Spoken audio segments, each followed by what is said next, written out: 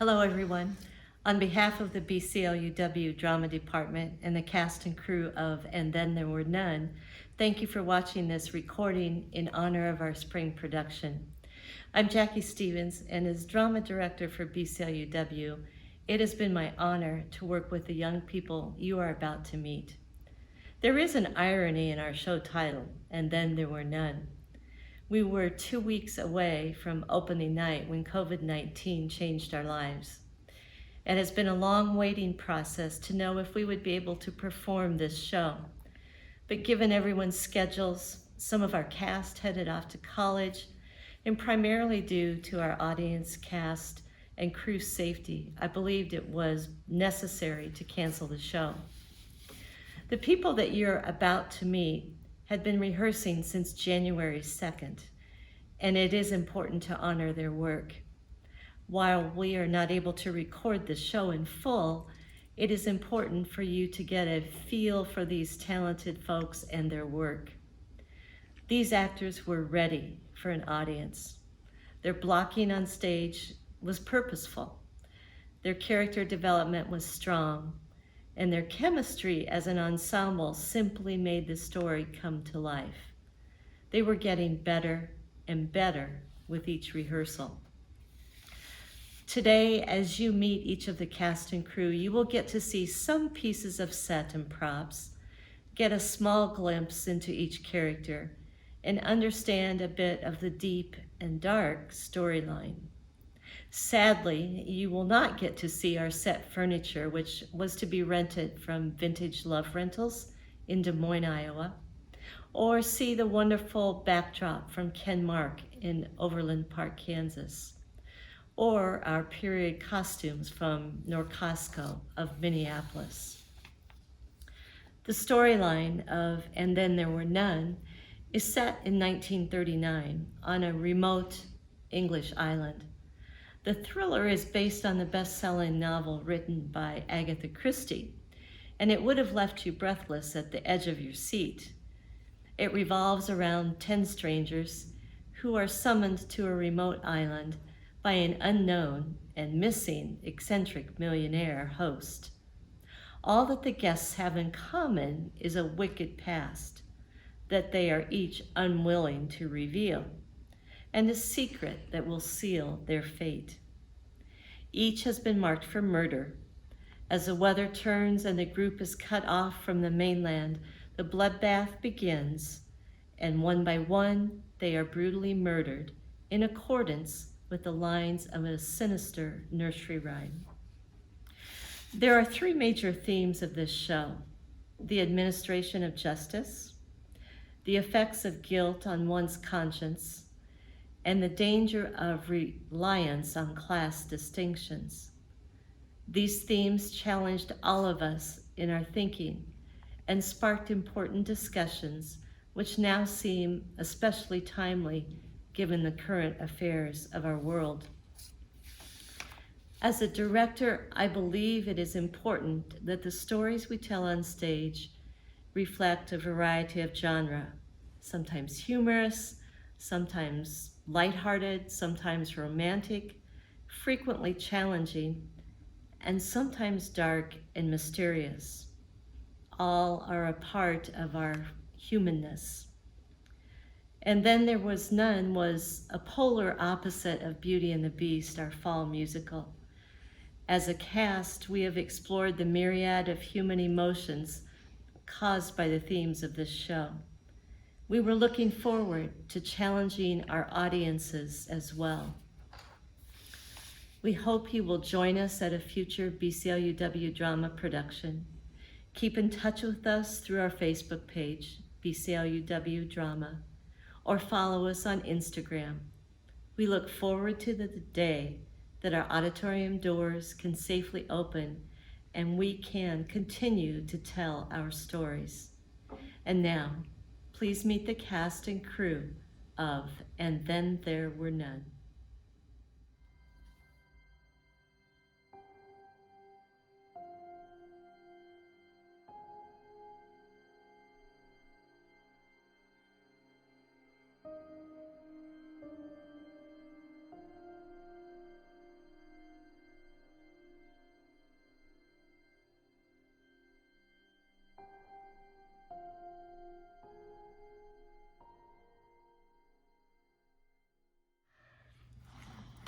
Hello, I am Caleb Baker and I just finished my freshman year.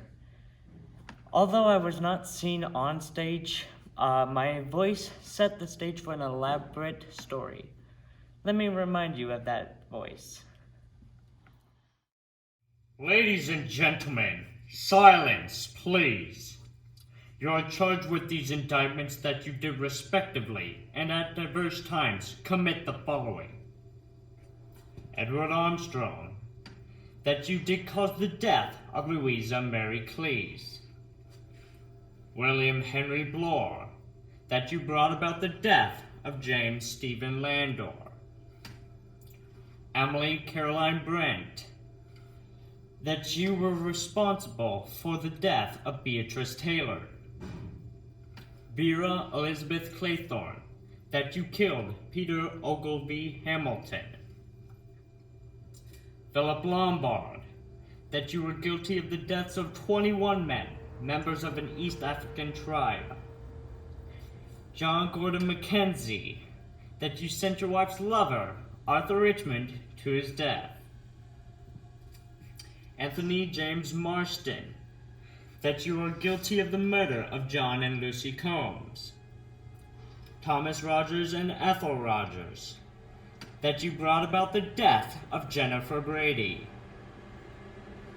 Lawrence John Wargrave, that you are guilty of the murder of Edward Seaton. Prisoners at the bar, have you anything to say in your defense?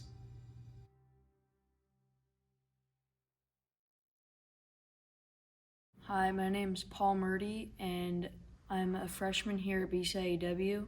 This would have been my first production as stage crew, but COVID-19 changed everything. My name is Carter Kemp, and I am a freshman, and this is my second stage role.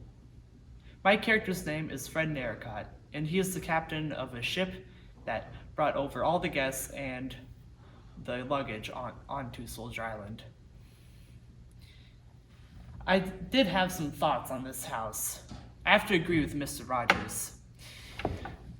This place is neat, especially for me, but it's kind of bare, though I think rich people like things bare. It was my pleasure to bring over all these luggage and the guests onto this island. Hello, my name is Berlin Kloss, and I'm a junior. My role was of Betty Maricott, and you already met my father, Carter Kemp. Hi, I'm Samantha Hoyt, and I'm a junior. My role was Lizzie Narracott, and my father was Carter Kemp, and my sister, Betty Narracott, was played by Berlin Kloss. I helped carry some heavy boxes into the house on Soldier Island.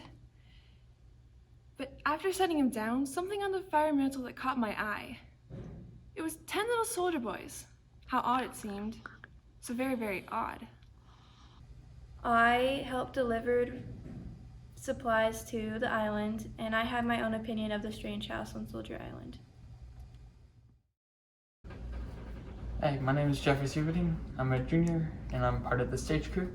This is my first time doing any of this play stuff.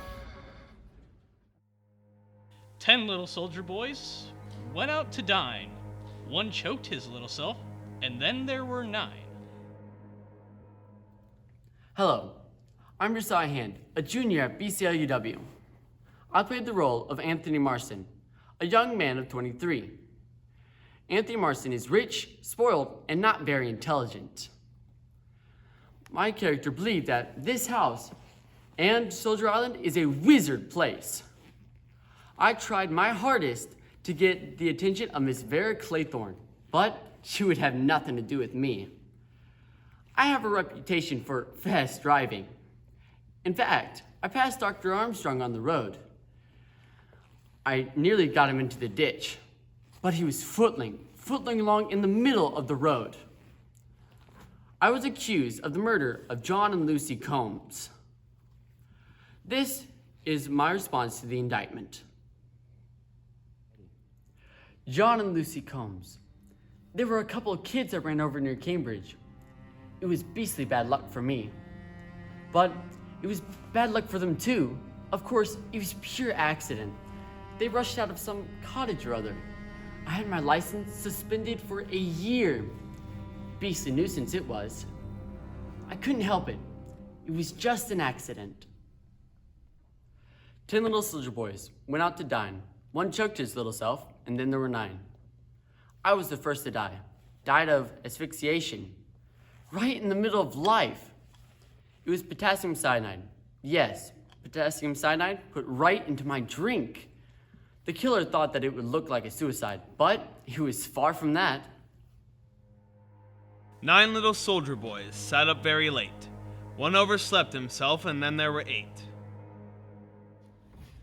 Hello, I am Megan Murdy. My character, Ethel Rogers, a servant, as well as her husband, Thomas Rogers, played by Lane Schnatters, were accused of bringing about the death of Jennifer Brady. This is my 6th production. My husband and I had received orders from Mr. and Mrs. Owen to prepare the rooms of this house for a house party. There was so much to take care of, and thank goodness the Narracott family was there to bring us the supplies we needed. There were no maids, and all of the guests started arriving, and I didn't understand why the Owens wanted to live on an island in the first place. And my husband, Thomas, he always left the dirty work to me.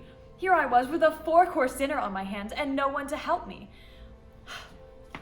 The guests, I didn't like any of them much. I was a good cook, a first rate according to Thomas. The kitchen was my place and the housework was none of my business. And that awful voice started reading off the indictments and I fainted. Gradually I came around and I was offered some brandy. 9 little soldier boys stayed up very late. One overslept himself and then there were 8. I was poisoned with barbiton slipped into the very brandy I was given. 8 little soldier boys traveling to Devon. One said he'd stay there, and then there were 7. Hello, I'm Dylan Jacobson. And Then There Were None would have been my 6th drama production at BCLUW. I would have played the role of General John Gordon Mackenzie, a retired World War I general. I had a strong sense of foreboding upon arriving on the island. My character was accused of sending my wife's lover, Arthur Richmond, to his death. This was my response to my indictment. However, I feel I ought to say, there is no truth whatever, about what was said about young Arthur Richmond. Richmond was one of my officers. I sent him on reconnaissance in 1917. He was killed. I'd also like to say that I resent very much the slur on my wife. Been dead a long time, but the best woman in the world, absolutely Caesar's wife. There was more to my story. You see, I believed everyone on the island was wasting time, and that it was better to just sit and wait for the end. If only you knew my wife, Leslie. I loved her very much. Although I was a lot older than she was. Leslie was 27. Arthur Richmond was 26. He was my ADC. Leslie liked him. They would talk of music and plays together, and she'd tease and make fun of him. I was pleased. I thought she took a motherly interest in the boy. Damn fool, wasn't I? No fool like an old fool. It was exactly like a book, the way I found out. When I was stationed in France, she wrote to the both of us. She put the letters in the wrong envelope, so I knew. It was quite a while ago. But you see, I loved Leslie so much, and I believed in her. I never told Arthur that I found out. Instead, I let it fester inside. Here. A slow, murderous, rage. Damn young hypocrite! I liked the boy. I trusted him. And I sent him to his death. It was quite easy. Mistakes were being made all the time. All anyone could say was that I lost my nerve a bit, made a blunder, sacrificed one of my best men.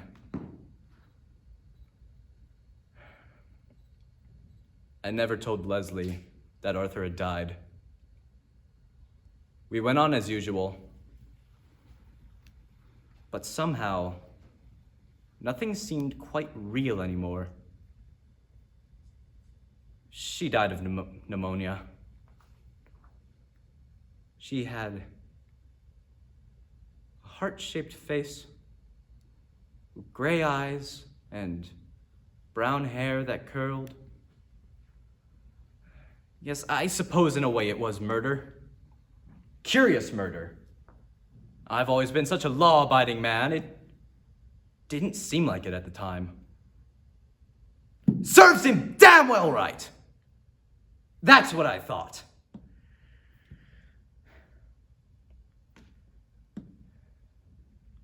But nobody understood. Nobody ever will. The relief, the blessed relief, when you know that you've done with it all, and you don't have to carry the burden any longer. So I sat and waited for the end, and for Leslie to come for me. 8 little soldier boys traveling to Devon.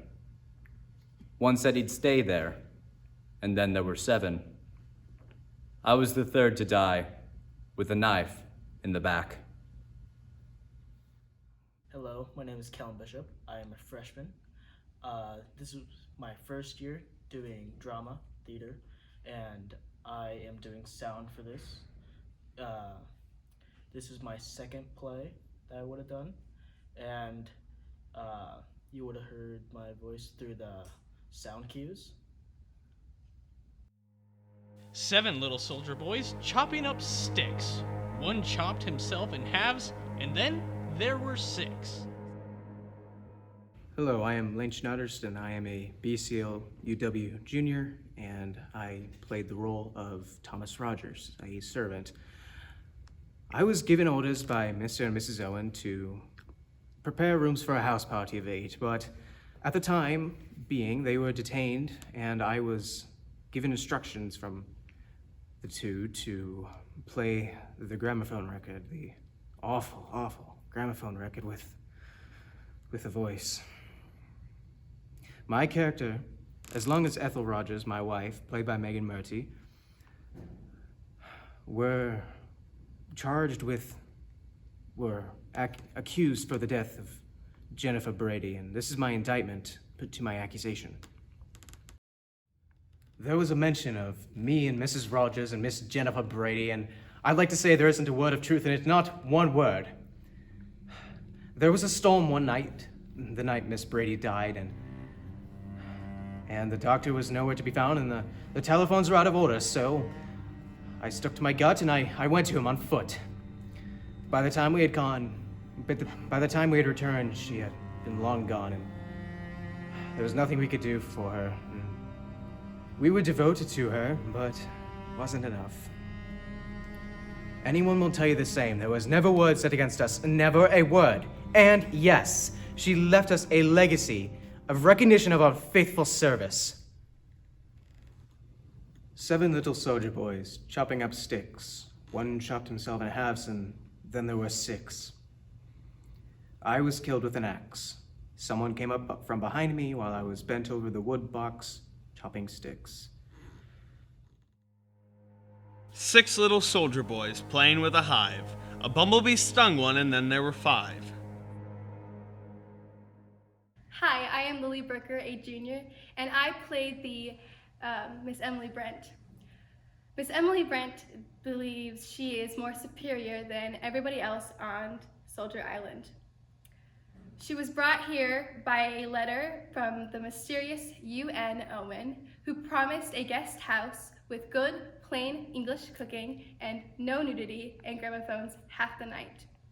She was accused of the responsibility of the death of Beatrice Taylor, and this is my response to my indictment. I have nothing to say. Nothing. There is no question of defense. I have always acted accordingly to the dictates of my conscience. There is more to my story, you see. I have no objections of telling you the facts of my case, for indeed, I'd like you to hear them.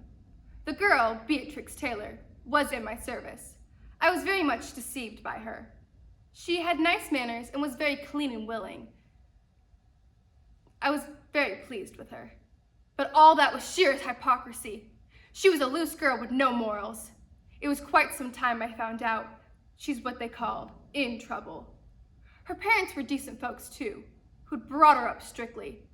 But naturally, I refused to have her an hour under my roof. I told her what a low, depraved thing she was. I told her that I felt soiled of ever having her under my roof. Yes, I'm utterly glad that I broke her down. Then I turned her out of the house. Later, I found out she drowned herself. That girl is unbalanced. 6 little soldier boys playing with a hive, a bumblebee stung one, and then there were 5. I was the 5th person to die.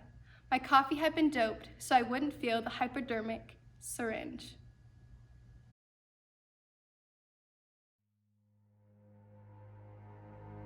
Five little soldier boys going in for law. 1 got in chancery, and then there were 4. Hello, my name is Noah Cross, and I portrayed the role of Sir Lawrence Wargrave. Wargrave is a intelligent, clever old man with a commanding personality. His experience and air of authority makes him the natural-born leader for the group. My character was charged with the murder of Edward Seaton. Here is my response to my indictment. I wish to say this. Our unknown friend accuses me of the murder of one Edward Seaton. I remember Seaton perfectly well. He came up before me on trial in June of 1930. He was charged with the murder of an elderly woman. He was very ably defended and left a good impression on the jury in the witness box. Nevertheless, on the evidence given, he was certainly guilty. I summed up accordingly, and the jury brought in a verdict of guilty. In passing sentence of death, I fully concurred with the verdict. The appeal was lodged on the grounds of misdirection. The appeal was dismissed, and the man was duly executed. I wish to say before you all that my conscience is perfectly clear on the matter. I did my duty and nothing more. I passed sentence on a rightly convicted murderer. 5 little soldier boys going in for law. 1 got in chancery, and then there were 4. I was the 5th to go. Shot through the head with a pistol. Hi, my name is Abigail Frank, and I'm a junior. If the show would have been held, you would have been able to see me through the lights that were shown onto the stage. 4 little soldier boys going out to sea. A red herring swallowed one, and then there were 3. Hello, my name is Logan Backoff. I was a senior this year, which makes this my last performance. I played Dr. Edward Armstrong. Dr. Armstrong came to the island a bit tired and is approximately 44 years old. He's blamed for killing Mary Louise Cleese, and this is the response to his indictment. This whole incident is a complete loss to me. The name meant nothing. What was it? Cleese? Cleese? I don't remember having a patient of that name, or it being related to a death in any way. The thing's a complete mystery to me. Of course, that was a long time ago. They always bring them in too late. There's so many people. And when they die, it's all the surgeon's fault. I thought the whole series of events was fantastic. I had to pronounce Marston dead.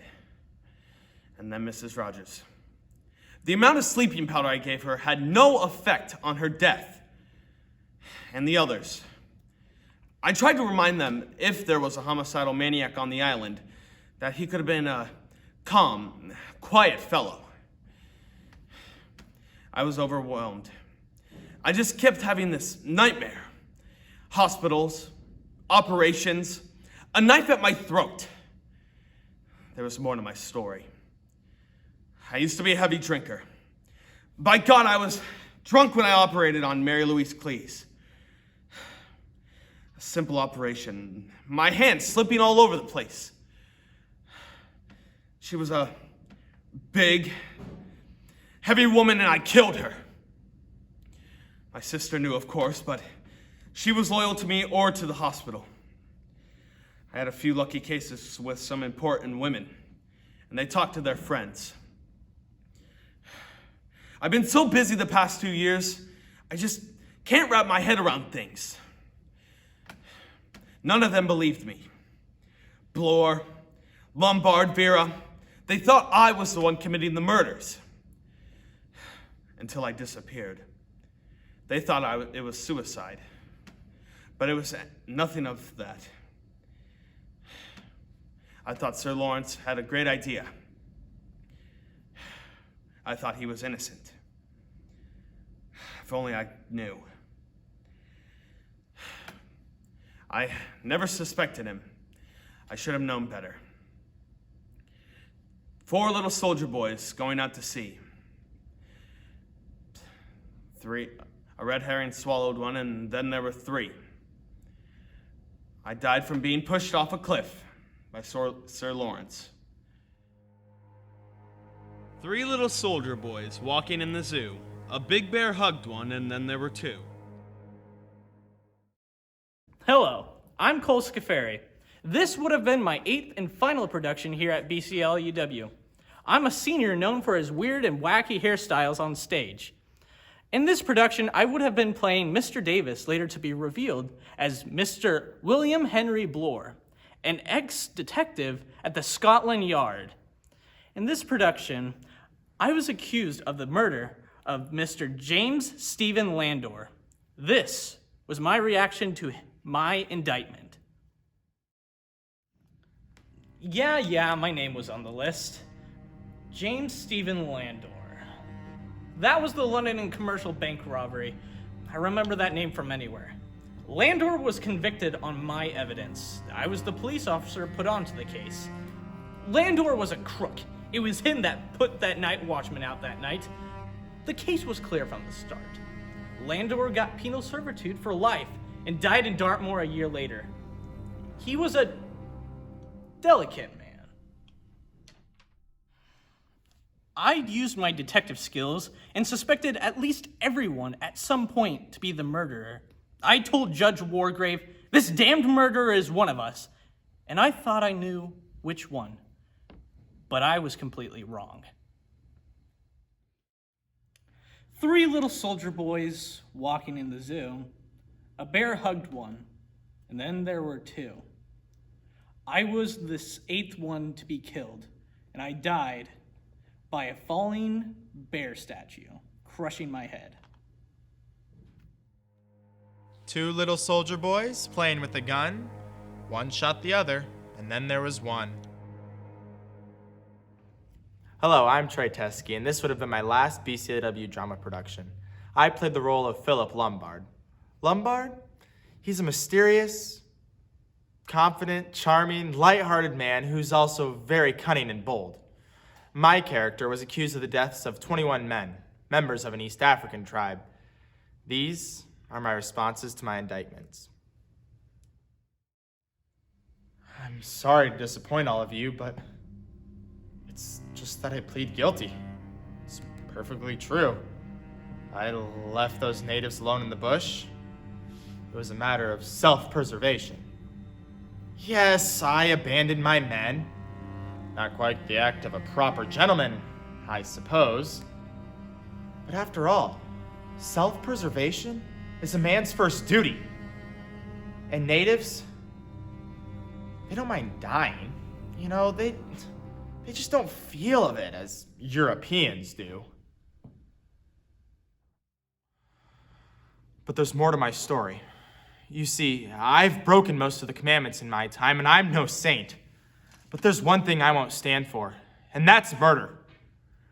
For once, just once, I played the hero. Risked my life to save the lives of my men.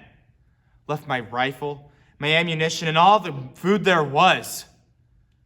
I took a chance to the bush, and by the most incredible luck, it came off. But it wasn't in time to save my men. And then, of course, the rumor got around that I deliberately abandoned my men. But Vera didn't believe me. Vera, that young, lovely, and quite mad. Two little soldier boys playing with a gun. One shot the other. And then there was one. I was the 9th person to die, killed by Vera Claythorne with my very own revolver. One little soldier boy left all alone. He went out and hanged himself. And then there were none. Hi, I'm Alora Sheets. I am a sophomore, and I played the role of Vera Claythorne, a 25-year-old secretary. I was accused of murdering Peter Ogilvy Hamilton, the very child which I was a nursery governess to. Here was my response to the indictment. I was a nursery governess to Peter Hamilton. We were in Cornwall for the summer. He was forbidden to swim out far. One day, when my attention was distracted, he started off. As soon as I saw what had happened, I swam after him. I didn't get there in time. I was exonerated by the coroner. His mother didn't blame me either. But there was so much more to my story. I didn't kill that child. It was a man, Peter's uncle. Hugh was his name, and I was in love with him. It was hell, absolute hell. Peter was born after his father's death. If he was a girl, then Hugh would have gotten everything. Hugh said that he'd loved me, but that he was too poor to marry. There was a rock out far that Peter was always wanting to swim to. Of course I wouldn't let him. It was dangerous. One day we were on the beach, and I went into the house to grab something I'd forgotten. When I came back out, I saw Peter swimming to the rock. I knew he didn't have a chance. The current had got him already. I flew towards the beach, and Hugh tried to stop me. "Don't be a fool," he said. I told the little ass he could do it. Still, I pushed past him, and I plunged into the sea and swam after Peter. He was gone before I could get to him. Philip Lombard, he was an accomplished liar. He wanted me to believe that he risked his life to save those natives in Africa. It was there in his face, the face of a killer. I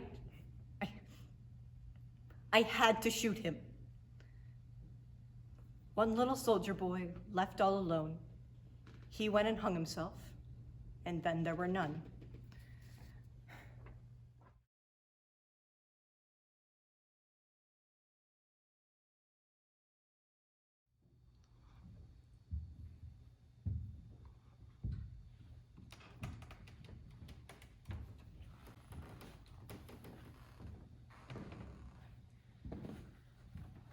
But yes, much like the others, my story has far more to it. So much more. You see, it was my 10 little soldier boys' plan. My rhyme. 5 little soldier boys going in for law. 1 got in chancery, and then there were 4. Everybody thought I was dead. That was the clever part of my plan. My entire life, I've wanted to take life. Yes, to take life. I've had to get what satisfaction I could find in sentencing the guilty to death. I always liked that. But it wasn't enough. I wanted more. I wanted to do it with my own hands. I was the last to die at the hands of Wargrave. I thought the judge would believe me. I was innocent. I swore I was telling the truth. I never killed that child. I never wanted to kill Peter. Guilty. They were all guilty. But the law couldn't touch them. So I had to take the law into my own hands. Into my own hands!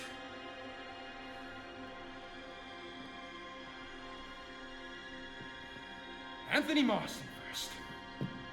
Then Mrs. Rogers. Barbatone in the brandy. Mackenzie with an axe. Got Rogers with an axe while he was bent over chopping sticks. Doped Emily Brent's coffee so she wouldn't feel the hypodermic. Booby trapped for Blore. Wargrave. He said I had to pay for my crimes. For that poor innocent child. For Lombard. Vera finished off Lombard for me. But Vera, oh Vera. He wanted it to look like I hung myself. But it was anything but that. One little soldier boy, left all alone. It was Wargrave who put that noose around my neck. It was Wargrave who kicked that chair away. He went and hanged himself. It was Wargrave. Wargrave did it.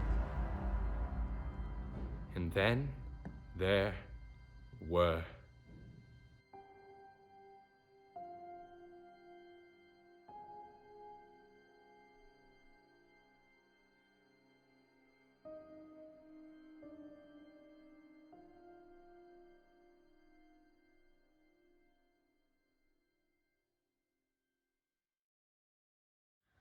What I was looking forward to was being with my friends and just having fun and getting in front of people.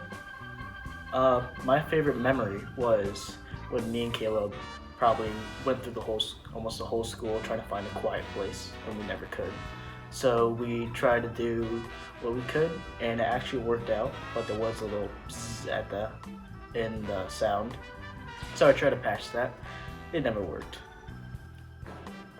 My favorite memory is watching the seniors grow and perform on the stage. Though I was in middle school, not a long time ago, I watched this year's seniors from their freshmen all the way to this year. And I wanted to join them ever since. And this year, as seniors, I joined them as a freshman. And that's my favorite memory.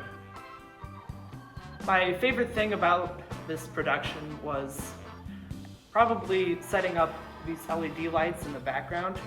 It took a lot of trial and error getting the colors and the angle right, but I did get to know a lot of my castmates a lot better. And the stuff I was looking forward to doing this year is hanging out with my friends back here and learning how to do this acting and managing props and such. I think my favorite memory of the play is figuring out the ending scene, because we're all just kind of talking normally about how we're all gonna die, like it's no big deal. My favorite memory of this production was when we were trying to do a serious scene and Ellie was delivering it, but the boys could not keep it serious and they just laughed every time, ruining the scene, and we had to do it 5 times till we got it right. That was my favorite memory. My favorite memory was when I was trying to die in the middle of the stage and I fell too early and Logan missed me, so we both fell onto the ground. My favorite memory of this production was during one of the scenes is when I die. I have one of the characters come and poke me a couple of times until my head rolls, and it's so hard to keep a straight face and not smile because I could just feel everybody's faces and the way they look and how horrified they are. It's quite funny. One of my favorite memories from this production was the first time we ran our blackout scene and all of the actors were stumbling on the stage in the dark. My favorite memory of this production was as I was passed out being carried back on stage, my body was completely limp, and Lombard said, "Whoa, look at her neck!" as I was being carried off to the couch to be offered brandy and come back around. My favorite memory in this production is having to choreograph the death of Anthony James Marston, Josiah Hand, and having to teach him not to fall dead weight into Logan Backoff's Armstrong's arms. My favorite memory had to be when I was supposed to be dead, and then Logan would come back and check to see if I was dead in character of Dr. Armstrong, but then he'd whisper things in my ear to try to make me laugh. And the first few times it worked, but after that I managed to maintain my composure. My favorite theater moment from this production was definitely the time when I was dead, sitting on that couch over there with the blanket over me, trying to sit still and not move. And my fellow castmates just couldn't hold their composure when Trey had the line where he would go, "Vera!" And that just made everybody die laughing. And I just struggled so hard to keep my composure under there. It was easily the funniest scene in this entire show. It was hilarious. I think my favorite part of this production was just, one, getting to play a more serious character. I always like doing that. And another is just, if we did get to do the production, it'd be a good one to go out on. It's been nice to get to know everyone, like always, and it's just always fun to get up here and perform. There have been challenges, but there always is, and yeah, I think it's sad we didn't get to perform, but yeah, that's something we can't control, but it's been fun. Now, my favorite play memory of this production is when the entire stage went black. This was from what I remember, being the third act, towards the end. And me, Trey, and Logan's characters come out on stage, and we would be holding some type of lighter. Well, we didn't have that on hands, but we did have our cellular phones.